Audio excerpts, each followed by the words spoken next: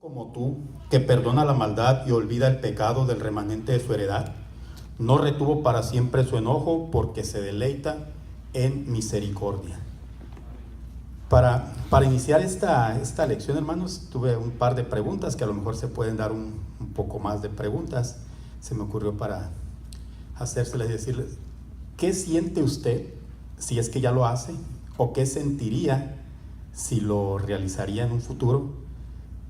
El llevar el mensaje de la palabra de Dios mediante el evangelismo a aquellas personas que no conocen el evangelio. O sea, ¿qué cree que usted sentiría? O si ya lo hace, ¿qué siente cuando lleva la palabra por medio de evangelismo? ¿Alguien me puede responder? Una satisfacción personal. ¿Satisfacción? ¿Alguien más? Si alguien no lo hace, imagínese qué sentiría al llevarlo. Yo creo que esa es la palabra correcta, ¿verdad? Satisfacción en estar cumpliendo, ¿verdad? Satisfacción, pero también mucha responsabilidad. Responsabilidad. Uno tiene que prepararse para poder llevar la palabra tal cual es. Sí. Pero imagínense también, aquí viene otra pregunta, al ver la reacción de las personas, ese sentimiento entre nosotros irá cambiando. Les voy a poner un ejemplo. De repente usted lo lleva a ciertas personas, les empieza a hablar de un Dios amoroso, misericordioso, bueno, caballeroso y todas las virtudes, inclusive diciéndole a esa persona que usted le lleva la palabra, diciéndole que sea cual sea su situación, Dios la puede cambiar. ¿Qué sigue sintiendo usted al mostrar este Dios con este poder, Dios todopoderoso? ¿Qué siente? ¿Qué sigue sintiendo? Pues orgullo de saber Y satisfacción, ¿verdad? Satisfacción. Sigue siendo. Pero que hay sido de una manera un poquito más profunda o incisiva, usted ya le habló de esto, y le habla a las personas que no conocen de Dios. Les empieza a decir que sí, servimos a un Dios con todas estas cualidades, pero a un Dios que no le agrada el pecado. Recuerden, estamos hablando de gente que no conoce. No le agrada el pecado. Y que porque no le agrada el pecado, todas las personas debemos de tener cierta manera de vivir o un cierto comportamiento para que este Dios todopoderoso actúe a nuestro favor, pero siempre y cuando se le obedezca. Aquí creo que ya no la cuestión ya cambió un poco. Cuando usted ya le habla de esta manera a alguien que no conoce, yo creo que ya es cuando nos empiezan a ver de otra manera, ¿verdad? Ya no les gusta que les hablemos de eso. ¿Verdad que ahí ya cambia la cosa, verdad? Inclusive puede que hasta nosotros mismos cambiemos al tener ese roce. Aquí empieza lo que pudiera ocasionar a veces hasta pleitos, ¿verdad? Al llevar la palabra, llevamos a un Dios amoroso, misericordioso y bueno, y todo se acepta. Todo está bien. Pero les empezamos a decir ya de manera profunda la verdad, ya nos empiezan a mirar a nosotros como que nosotros somos los que estamos juzgando. Nosotros no debemos de juzgar, no somos quien para juzgar, pero como nosotros, usted o yo o alguno de nosotros es el que lleva la palabra, nos toman a nosotros y empiezan a vernos con cierto recelo, inclusive hasta con odio, porque nos empiezan a ver a nosotros así, dicen, y si no se lo dicen, la cara lo piensan, y ¿quién se cree para que me diga a mí estas cosas? Recuerden, nosotros no somos nadie, nosotros lo único que hacemos es llevar la palabra. ¿Verdad que las cosas van cambiando? Esa satisfacción, hermano. Es como cuando regañas a una persona y le estás no regañando, pero le estás diciendo no fumes, te hace daño. Y cuando tú hablas con una persona, porque ya me ha pasado anteriormente, yo he traído a gente a Dios, pero les empiezas a hablar de la palabra y como que te estás regañando. Exactamente. ¿Verdad que? Y ya esa satisfacción se sigue sintiendo, pero como que se sigue, y quiere que aquí viene lo otro. Nosotros tenemos una orden, un mandato, y sea cual sea la situación, nosotros debemos de cumplir con esta orden, ¿verdad? Que Dios haga su voluntad y Él trabaje en las personas, pero nosotros, sea cual sea la situación, debemos de cumplir con esta orden. Las órdenes no están para discutirse, las órdenes están para cumplirse. Que se moleste, bueno, usted siga haciendo la labor y el Señor que trabaje. ¿A qué viene esto, hermanos? Para que veamos lo que es la labor de un profeta. Si usted lleva la palabra de Dios, esto lo convierte. Yo siempre lo dije, del calibre, es la voluntad de Dios la que usted está llevando. Entonces usted prácticamente se convierte en un profeta. Vamos a poner un profeta menor, bueno, un enviado de la palabra. Es lo que hacían estas personas, ¿verdad? Todos nosotros, hermanos, sabemos de esta encomienda, y lo que les quiero decir es que sigámosla haciendo. Así como ellos lo hicieron, a costa de lo que sea y a pesar de lo que sea, usted siga cumpliendo lo que es la voluntad de Dios, sin excusas ni pretextos, ¿verdad? Por medio de la palabra, hermanos, vemos que Dios ha utilizado, y lo podemos ver y es lo que estamos analizando, a personas para llevar su palabra. Personas para llevar el mensaje a su pueblo de lo que Él va a hacer, o a veces hasta para llevar un castigo. A veces para bendición y a veces para juicio, ¿verdad? Pero estas personas se les llamaba profetas, ¿verdad? Quiero que yo les aseguro y les voy a decir esto: Dios sigue usando profetas hoy en día y lo seguirá haciendo. Pero oigan bien, ya no para cambiar nada de lo que está escrito. Lo que está escrito, nomás estamos esperando que se cumpla. Algunas cosas ya se cumplieron, algunas otras estamos esperando su cumplimiento. No va a venir alguien que diga profeta de Dios a darnos algo diferente, ni usted va a recibir alguna vez un mensaje diferente a lo que ya está escrito. Pero sí, de una manera más cercana, Dios sigue actuando en personas, y quizás a alguien le va a dar un mensaje para que una persona haga algo que Dios quiere en específico.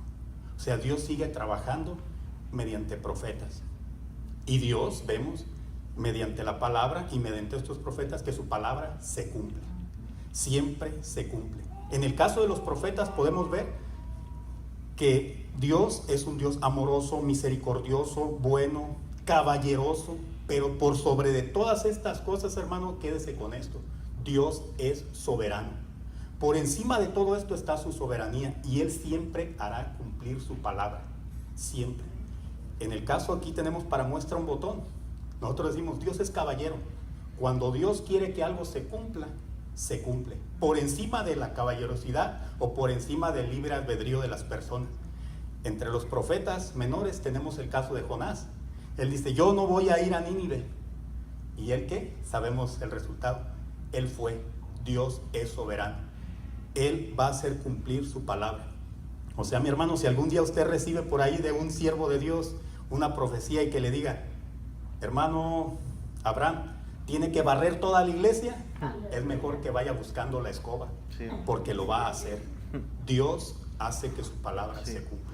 De una forma u otra, si alguien dice, hermano, Dios dice que barra la iglesia, vaya buscando la escoba. La palabra de Dios se cumple. Y en el caso de Jonás lo podemos ver, ¿verdad? Esta, hermanos, es la labor de los profetas como Miqueas, del cual vamos a estar hablando. Llevar el mensaje de Dios, ¿verdad? Un Dios soberano que juzga, pero que también restaura, ¿verdad? Punto número 1, Dios reprende el pecado. Inciso A, solo debemos servir a Dios. Vamos a ver qué nos dice Miqueas del 1 al 7. Recuerden, estamos en el libro de Miqueas. Dice así: palabra de Jehová que vino a Miqueas de Moreset en días de Jotam, Acaz y Ezequías, reyes de Judá. Lo que vio sobre Samaria y Jerusalén.